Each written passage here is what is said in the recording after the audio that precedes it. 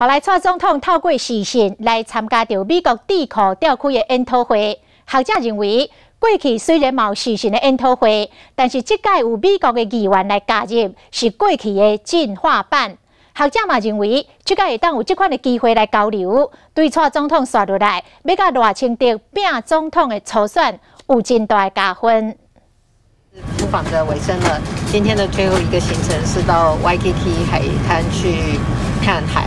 那有凯强市长陪我们。总统蔡英文穿飞行外套伫起飞前录影，结束南太平洋邦的访问，过境美国夏威夷，美方特别派人迎接，由夏威夷州的民防厅长专程陪同，佮透过视讯参加传统基金会伫华府开的研讨会，台美关系佮进一步。 总统这次去当然有特别象征的意义啊，在这个部分希望能够，我想能够强化台美，特别是我们跟夏威夷州在这个部分双方的合作跟交流。视讯研讨会的这种方式来讲，是一个过去的进化版，那么也可以说是突破那么我觉得开了先例以后，将来应该会有更多可以。 往这方面去安排的这些做法。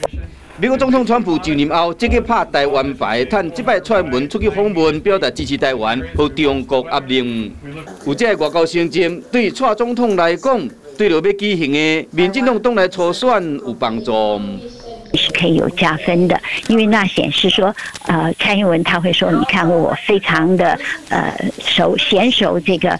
去推动外交啊，跟美国打交道啊，这些历练我是非常充足的。那在这方面呢，他可能可以就是对赖清德发挥一些压制的效用。